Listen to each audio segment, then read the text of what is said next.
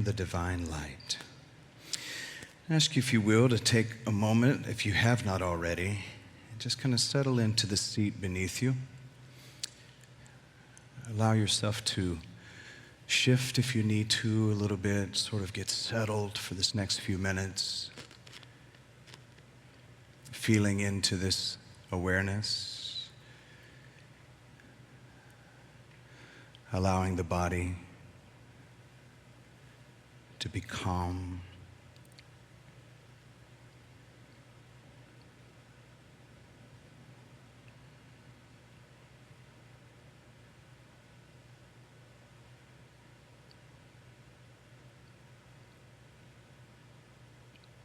Really feel the support of the surface beneath you.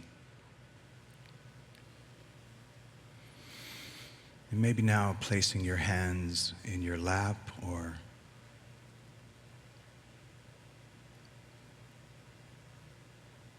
maybe on your legs with the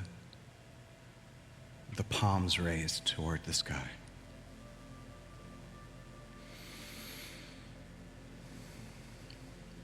Notice the breath.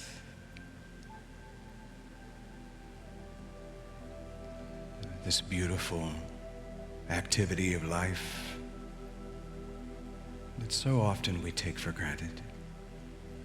Take this moment here and now to really notice the breath coming in through the nose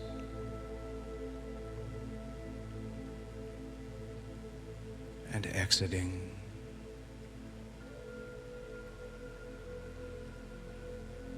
Receiving and giving.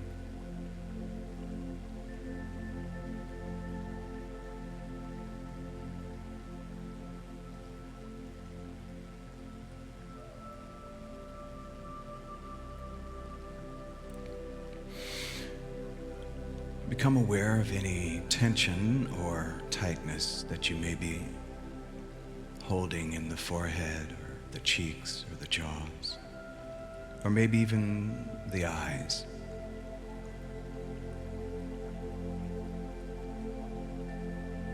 And allow that to be released.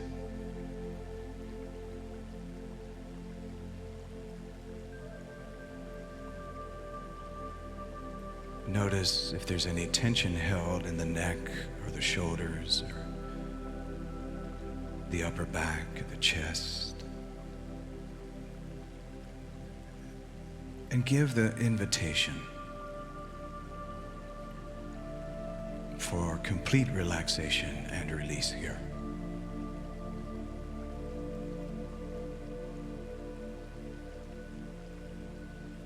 I'm going to lead us into a series of a few deep breaths.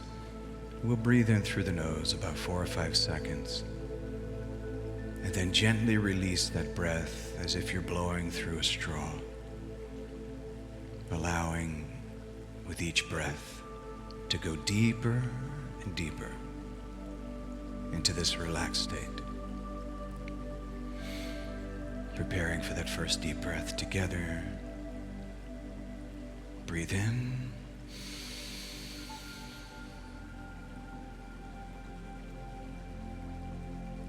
And exhale.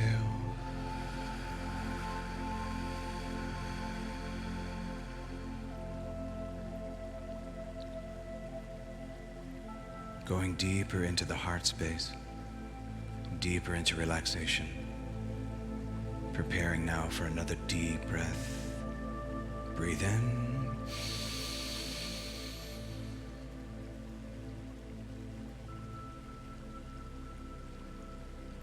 And exhale.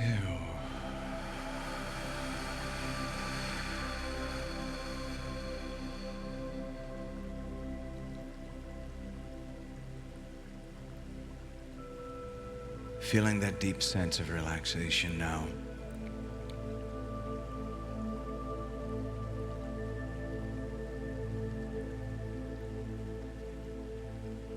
With the mind quiet, the heart is open. The body is relaxed, here and now in this present moment. beautiful and the powerful vibrational energy of life simply is.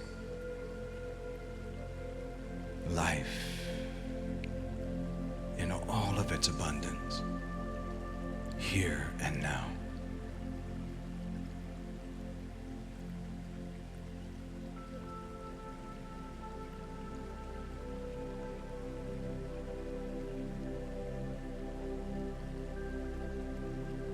Remind yourself that there's nowhere to be. There's nothing to do. There's not even anyone to be. Simply to be here now.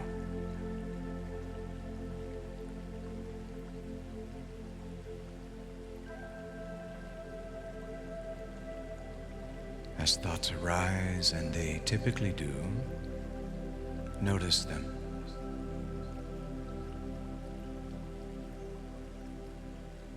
And then let them move through. Like a feather on the creek or a cloud in the sky.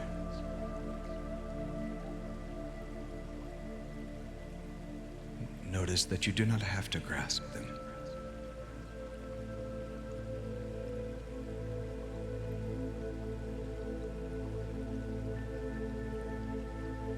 Also notice that you are not thinking. Thoughts simply arise.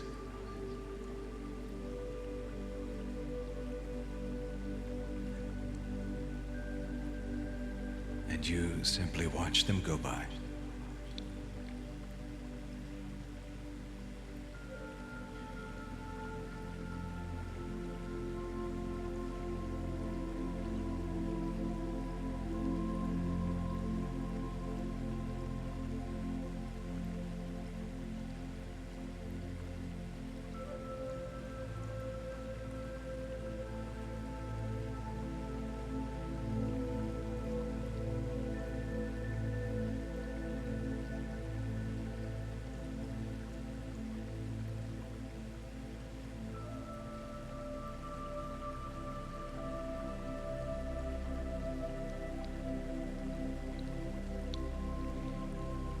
And imagine that you see a door before you.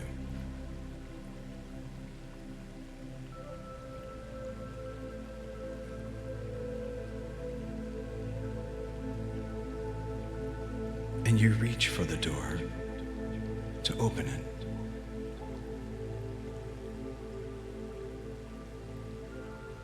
But it doesn't budge. It feels locked. And so you move to the next door. But it doesn't budge. And it feels locked.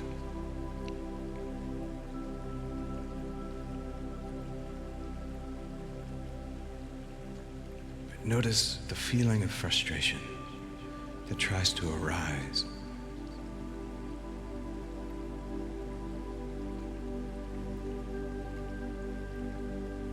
But from your higher conscious self, you turn from both doors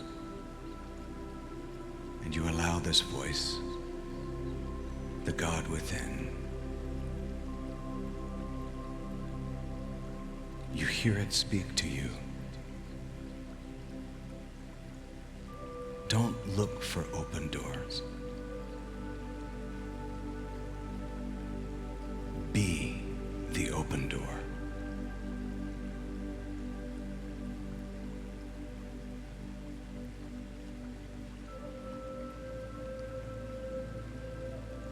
And as you allow this awareness that you are the opening for divine presence to flow,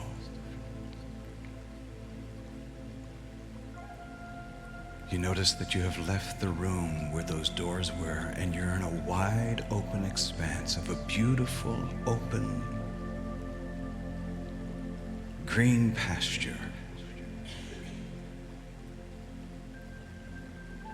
And you feel freedom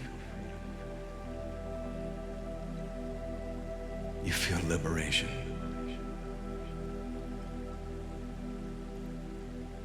And you realize you are the open door.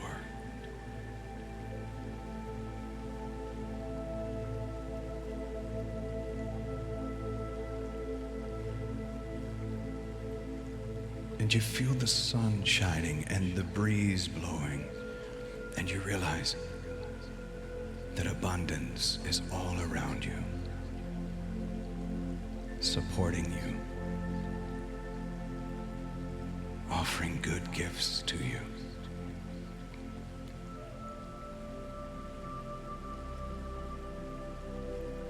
And you realize that you are the opening, the portal for this abundance to flow to, for, through, and as you.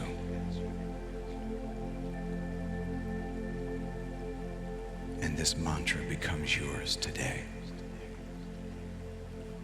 I am the open door through which Spirit flows. I am the open door through which Spirit flows. I am the open door through which Spirit flows. I'll invite us to breathe into that 4 or 5 seconds, in through the nose, breathing in.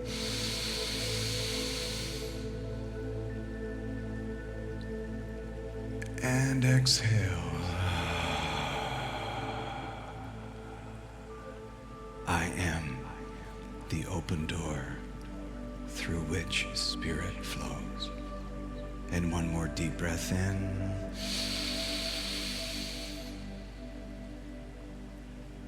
And with a smile, exhale.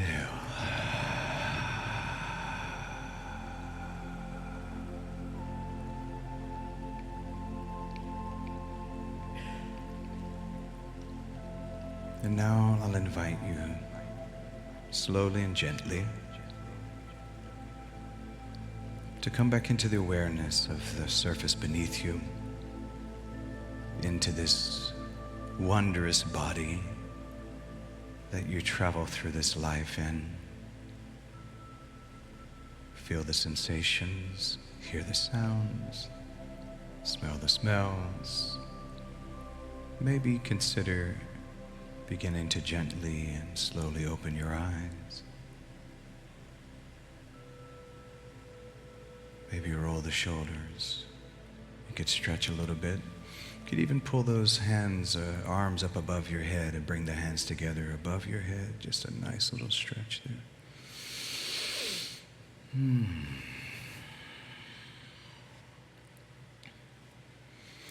bringing your hands together in Anjali Mudra, the praying hands position, and either to the heart space or to the third eye. I love to call it the primary eye. And if you've been working with your throat chakra this week, I feel like maybe there's someone who has. Bring it in front of the throat chakra. And I say to you, Namaste, Namaskar, Amitapo, Aho, Om, Ashe. Love and mercy, peace and grace, truth and tranquility, serenity, bliss, ecstasy, loving awareness, abundance, health, wealth, and well-being. So it is. So it is. I love you. Oh, delicious.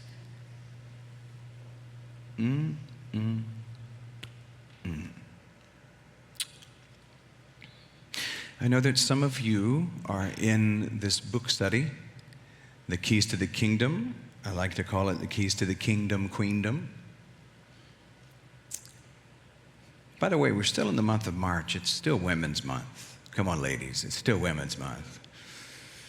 And that divine feminine, the beauty of that divine feminine, gentlemen, I will say to you, those who are here, one of the most beautiful things for me occurred when I realized I had that divine feminine inside of me, and I was able to meet her, and she is wonderful and brings so much abundance, opportunity for things that the masculine side just doesn't operate in. Doesn't make it bad, but that is all within us. You know, when we think about the Genesis account, which is sort of the Genesis belief, the beginning for our Jewish brothers and sisters, as well as been used as the beginning for our Christian brothers and sisters. It says that on the day that God created humanity, the word there in the English is man, M-A-N, but it's really a poor translation because that word there for Adam is Adum, which means the human. And it's interesting that it says that God made him male and female. So the creation of humanity, there was the process of transgendering happening. Can you hear that? Are we able to hear it even though it's a buzzword these days? That within the first human being was both in perfect circle dance. And it was only later that there seemed to be a sense of loneliness with that particular being. And God then brought them to a bit of a separation, still breathing the same air, which means they're still one, still being nurtured from the same earth, which means they're still one, but made them able to see each other. And this is where the term woman came from, womb man, womb Adum, human. And I've said for a long time, the word woman came from whoa, man. That's what Adam said, whoa, man. Hey, thank you, Jesus. But we've been in this Keys to the Kingdom and Queendom, and the invitation is for us to just simply acknowledge the flow of abundance that's always around us. All of you know this about me by now, probably. I'm not one of those money preacher guys. I know that a lot of this book study is geared in that direction. For me, I sort of feel like John Lennon when he said, play the music and the money will arrive. And to me, our main focus here in community is not about how much money comes into the coffers of First Unity Spiritual Campus, into our accounts, not even about how much money comes into your life as a result of tithing your time, talent, and your treasure. To me, the whole purpose of this is to recognize the abundance that we have all around us at all times that's waiting to serve what it is we're here and purpose to do. And that's really what I'm here to do. I couldn't help but post from another life, a minister this last week who was telling people that if you'll send $1,000 between now and Easter, that you'll get 7 spiritual blessings. And, you know, it was act now, you know, but if you call in the next 30 minutes, we'll throw in a free peach defuzzer. You know, it's like, it was sort of Jesus Incorporated. We used to call it Six Flags Over Jesus at some of the churches, you know. And, listen, I know that individual. We haven't crossed paths in 20 years, but I can tell you that this is just a part of the process of propping up a system that people are walking away from, and they're used to very expensive lives. I mean, when you can buy a $3.5 million condo, I'm not saying there's anything wrong with that, but when you can do that and maintain it, and then you still come before the people, you're rushing folks to come together and give $1,000. Another minister a week ago was receiving an offering during a conference and told the ushers to close the doors and not let anyone out until they gave. And now he's facing charges of robbery through coercion, because it's just wrong. It's just wrong. So when I'm talking about abundance, I want you to know, I'm telling you from First Unity Spiritual Campus, of course it takes money to operate the business side of what we do. There's a lot that goes into it. But this to me is not about money, not even for you and I. This is about us knowing that we are tapped into the source of all life and everything that we need is desiring to show up in our life. But the meditation that I led a moment ago was about being the open door. When I recognize I'm the open door, I stop trying to knock doors down. I stop trying to even really look for keys. I was going to say that, these days there's modern ways to open your doors and open vehicles. Some now have face recognition for your house doors.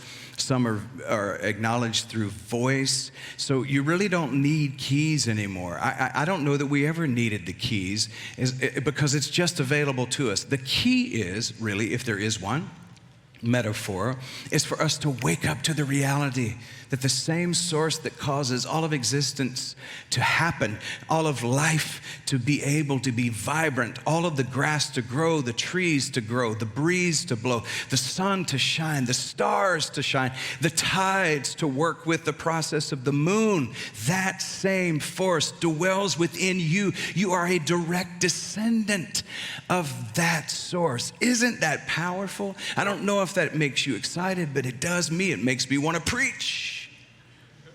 Now,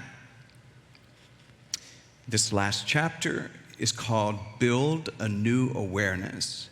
And when I see the word awareness, I believe that the word awareness and awareness itself is probably the most important thing we'll ever do in our spiritual journey, is to simply become aware. It's the reason we don't get the benefits from so many of the things that are available to us in our spiritual journey is because of a lack of awareness. And there's multiple ways that we're being lulled to sleep in the world we live in, from the foods we eat, to the things we drink, to the TV shows we watch, to the people that we lend our ear to. I think I mentioned this last week, something about lending your ear. Be careful. How many of you have ever lended, or maybe I said this in the 11 o'clock last week, how many of you ever lended a hammer to a friend and you've never gotten it back? You ever lended anything that you never got back? Be careful about lending your ear. You kind of want to hold on to that. There's somebody who is waiting to fill your ear with some sort of information that is a limited belief. And so when we're talking about building awareness, I wanted to recap just a moment that the first part of this series was we talked about a conscious commitment, making a commitment, choosing, making a decision, working these principles instead of just talking about them, working them. The second thing we talked about was building a personal vision, not just vision in terms of seeing, but visualization in terms of creating a mental image of something. And this is the power that we have to actually draw up a spiritual blueprint for our life, to create a pattern through which we want to direct the manifestation. And now it's about building a new awareness, which essentially is about building a new consciousness, becoming conscious of the truth of abundance in your life, of prosperity in your life, of health, wealth, and well-being in your life. Transcending all of the forms and the formulas of our world that puts a ceiling over us and says, this is where you can go. Anything above that, you become crazy, you're a socialist, you're a this, you're a that. They all have all of these labels, especially for people who start to shake things up a little bit. How many know when folks start to shake things up, the people who are benefiting the most from the systems in place, they come out and fire away. They try to discredit. This is exactly why Jesus the Christ was crucified, because he was bad for business. This is why Siddhartha was called crazy and nuts, because he was bad for the current business. He was a Hindu, but he was challenging the systems, and he was essentially challenging their most important system, which was the caste system. Because they needed to have particular groups of people that did bad things, and then those who did good things, and those who were bad were down here, and they would come back as a rat in the sewer. Those who did good things would come back as a king, a prince, queen, or a princess. I mean, they had this caste system, and Siddhartha said that's not true, it's not real. Anybody who comes along and says that a system that has been had a stranglehold on humanity for a long time, if they have a different message, they tend to be called heretics, false prophets, all kinds of things, crazy lunatics, cult leaders, the list goes on and on and on. But I'll tell you, the difference between a prophet and a heretic is time. It's just time. And I believe we're here to challenge the system. We're seeing it dismantled right before us. I mean, there's a sledgehammer being taken to it. And I got to be honest with you, in some ways, that's not so bad. Now, I don't like the way it's being done, but in some ways, I think we are realizing the game is off. These checks and balances systems that we thought were in place, the things that we thought were always going to be constant and certain in our life, are demanding that we move into a space of faith and complete trust. My friend, if you are not leaning into trusting the source right now, I promise you, you can't trust the resources of news and government. This is the time for us to build a new awareness, a new consciousness.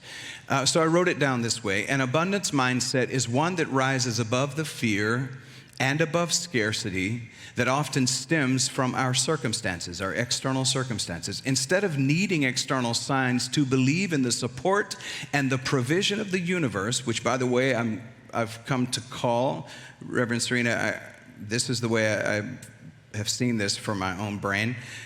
The universe, because often I think we've called it God. I personally believe that the source creates the universe, and that is the manufacturing plant for all of the manifestation. So I'll say it this way, if we can name it, it's not God.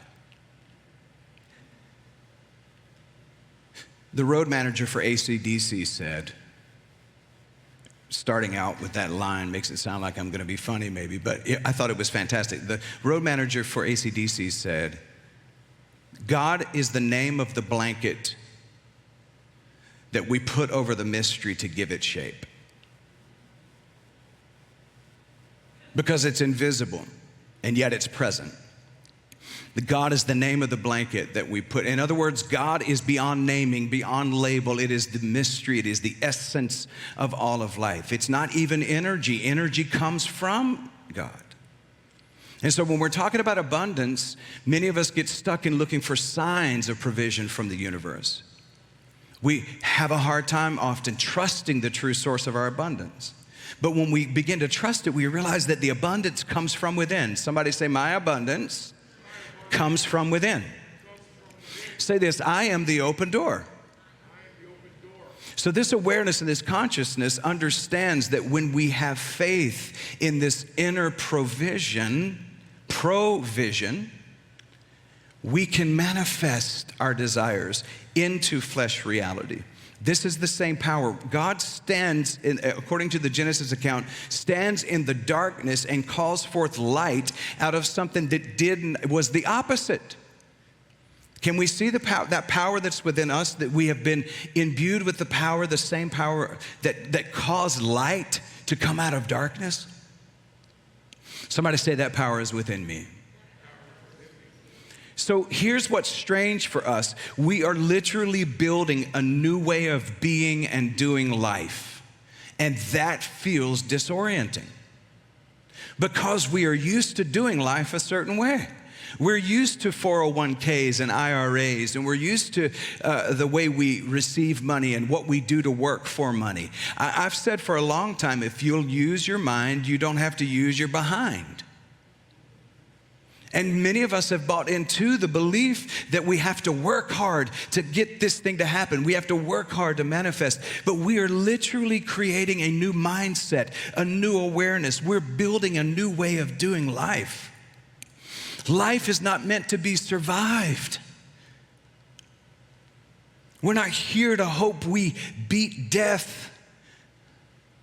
We're not here to try to stave off death. When you realize that your life force existed in all of eternity before you ever took on this skin suit that may have an expiration date on it, when you realize that you are life unfolding constantly, you become unafraid of death. And when you do, you truly start to live. We are working on realizing that abundance is flowing all around us in so many ways, all of the time. We just need to be aware of it.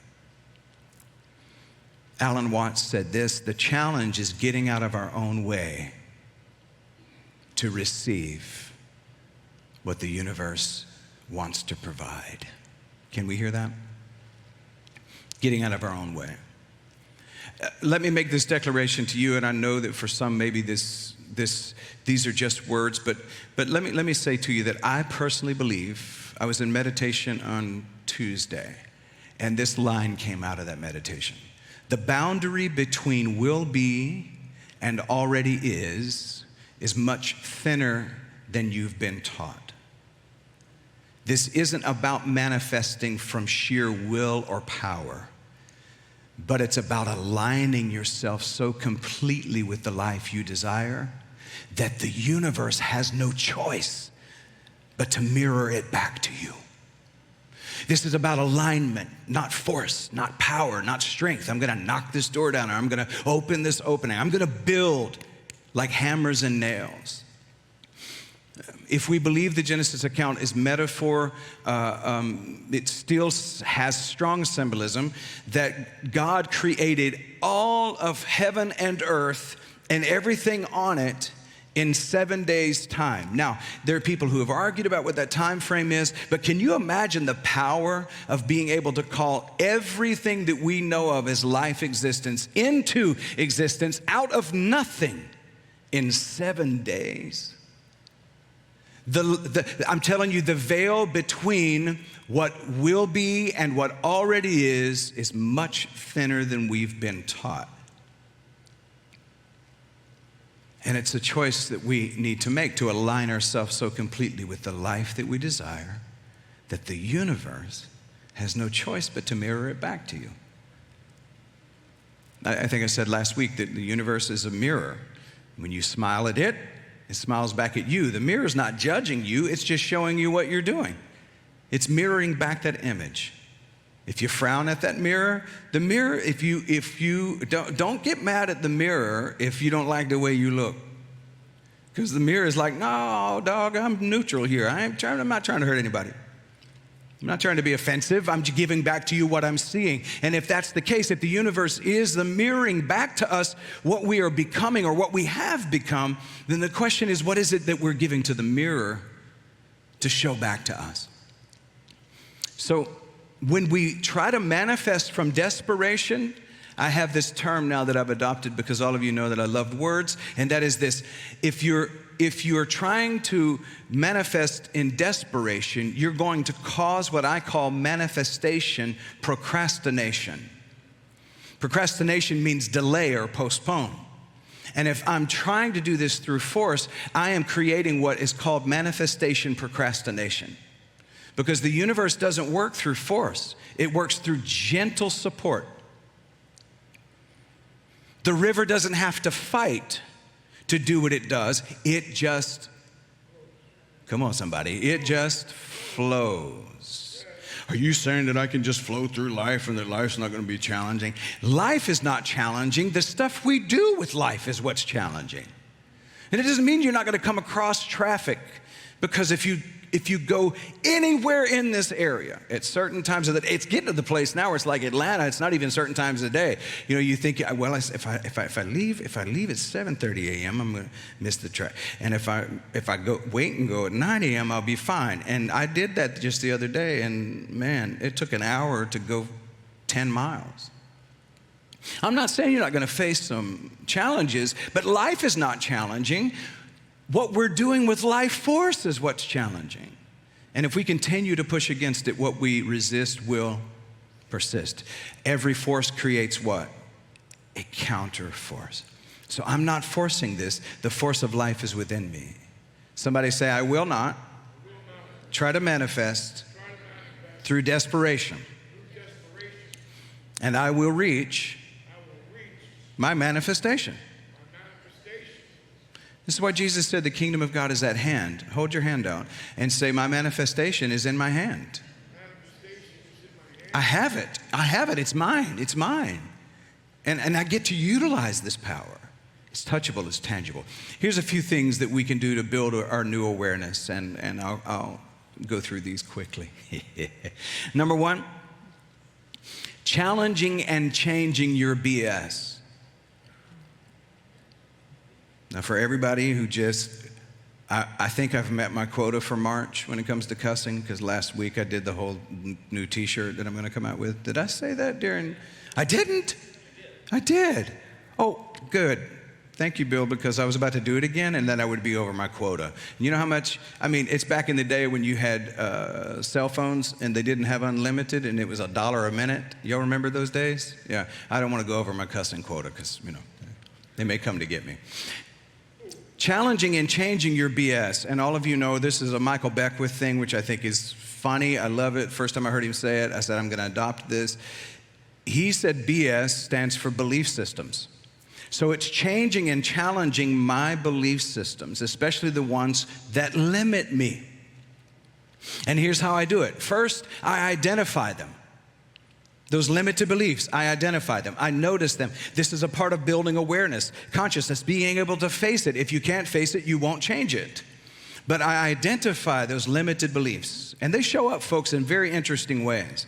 They'll show up in words like, I can't afford to, when it's really better for you to say, it's not wise for me to do that at the moment, but I really want to, and I'm going to manifest the possibility, instead of I can't afford it. A lot of times the things we say we can't afford, if we would back off of the Starbucks, we probably could. Okay.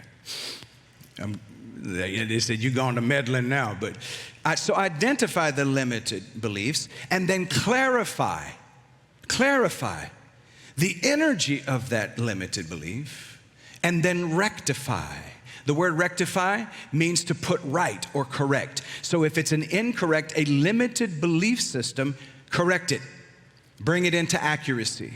What is it that I really want? Do I really want to continue to say, oh my God, it seems like every time I turn around, there's something else wrong happening. Oh my God, listen, I've gotten to the place now, it's hard for me to come up with examples because I've chosen to change the habit of those, oh my God, every time. I used to say this a lot. Well, at least once or twice a year, I get an upper respiratory infection from allergies. Well, guess what I did? I did. Guess what I've stopped doing? That. I'm not saying that there's not the occasional sniffle that comes up. You start to notice it, but I've changed it. I've flipped it on its head and went, oh man, the bees are going to work right now. Oh my gosh, be blessed as you go to work and you do your thing. If I'm sneezing a little bit, at least you're keeping the ecosystem working. Thank you so much for buzzing around and doing your thing. And I've changed it where if that occurs, I know that the answer will be there. I know that I'll be able to have an immune system that operates with it. Immunity from a disease is not killing the disease. It's your ability to live with the disease and not be killed by it.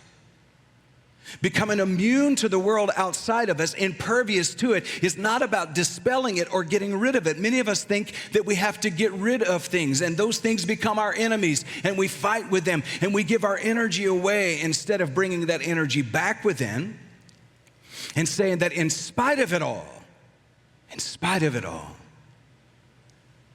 I am immune to doing life that way. So I need to notice those things. I need to put them right. Not need to, I get to. I get to put them right. See, I want a mind that thinks like God thinks, that speaks like God speaks, that acts like God acts. Shifting my mindset will shift the set of circumstances that I'm dealing with. Number 2, by examining the anatomy of limiting beliefs, realizing that limiting beliefs land in thoughts, feelings, emotions, speech, and then actions. And remembering this, limiting beliefs are all unconscious. So this is why we're talking about it, because 95% of what I do today is going to be unconscious, autopilot. Only 5% is what I'm going to be cognitively aware of. So I want to take that 5% and I want to work on this other 95% so that it is aligning with what I want instead of fighting against this business of my life. And so I'm choosing to see the anatomy of limited beliefs, understanding that they land in the realm of the unconscious. And I want to bring truth into my life. So I ask you, this is the point I would like to make. I ask you, do you believe that you're meant to live a great life? All three of us. Do you believe that you were meant to live a great life? See, I say that with my mouth, and as soon as I do, tell me if I'm wrong, there's these little thoughts that come in.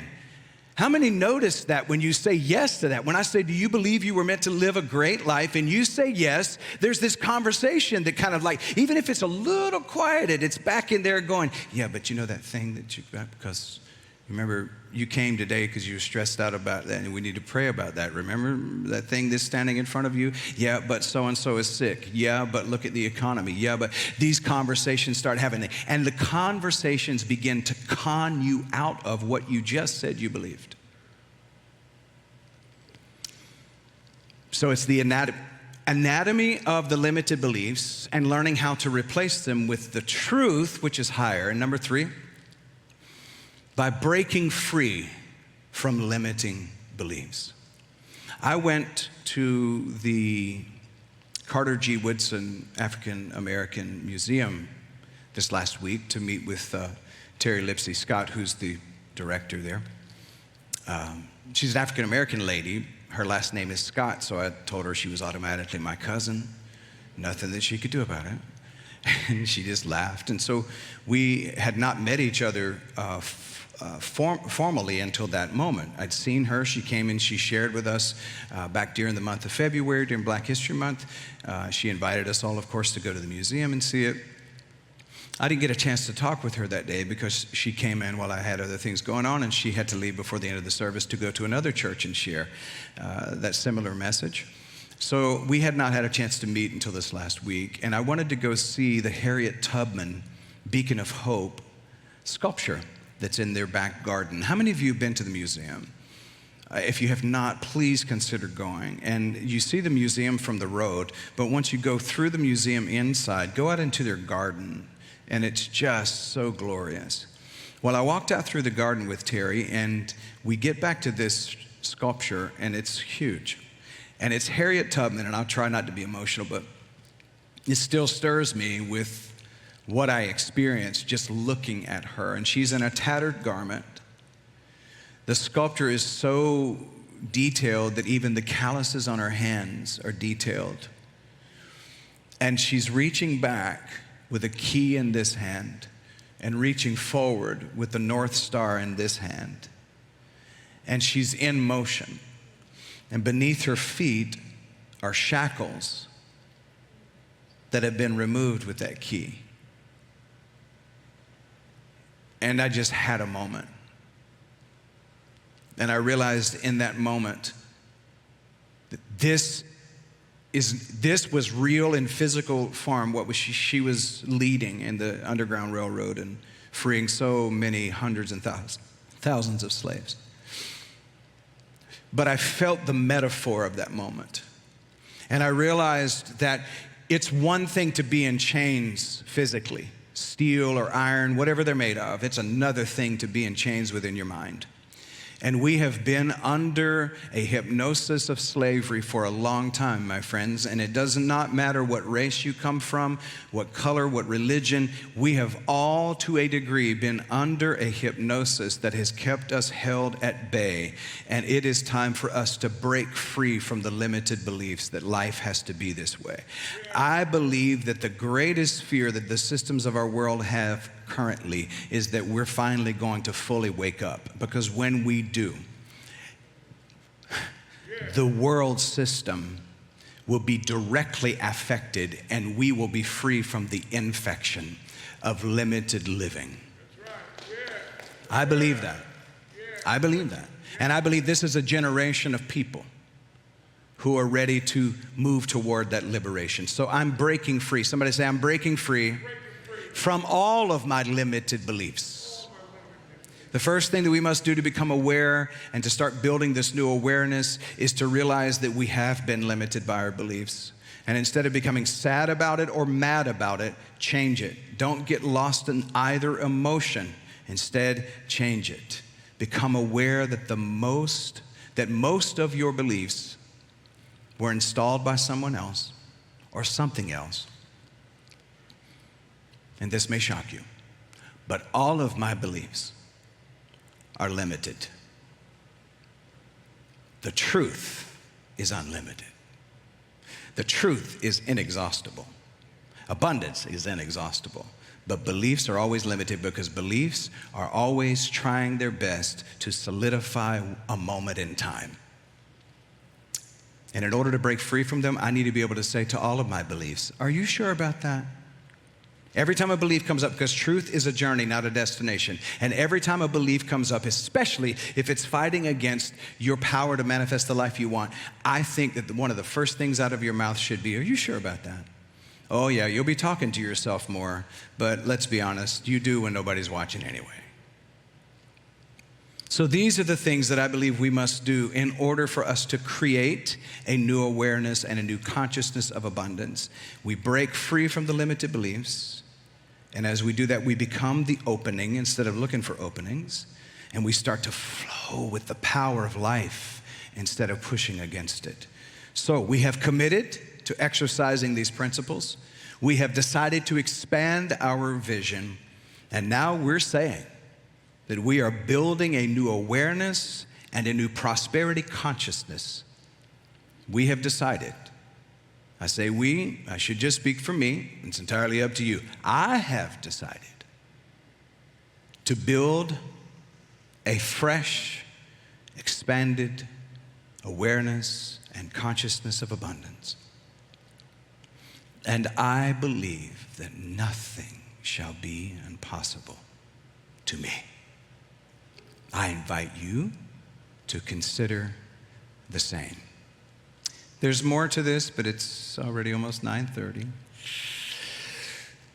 If you're not friends with me on Facebook, consider becoming friends on Facebook. And I may ask Carrie, I don't know if there's a way to put a link in the weekly connection. I'm putting her completely on the spot right now, but put a link into this because I want to put in a little breakdown of the 7 spiritual truths of abundance that you probably saw in your book chapter. I just went through them and just kind of did the John Scott thing to them, okay? So I'm weird that way. I'll retranslate, and it causes things, and I'm actually glad to be weird, believe me. I've come to realize that, man, I don't want to be a drone. But I want to put these up tomorrow. I typically blog on my Facebook page, but I understand if you don't like Facebook, I don't care for it that much either. But I utilize it to put some of this inspiration out, and so we'll connect that to our weekly connection. If you're not connected to our weekly connection, please let Carrie or Angie or Ronnie know so that they can get your email and bring that to you. I love you, my friends. So the keys to the kingdom and queendom, this is part 5. We're building a new awareness. Somebody say, I am the opening, the portal for abundance to flow. To me, for me, through me, and as me. And so it is.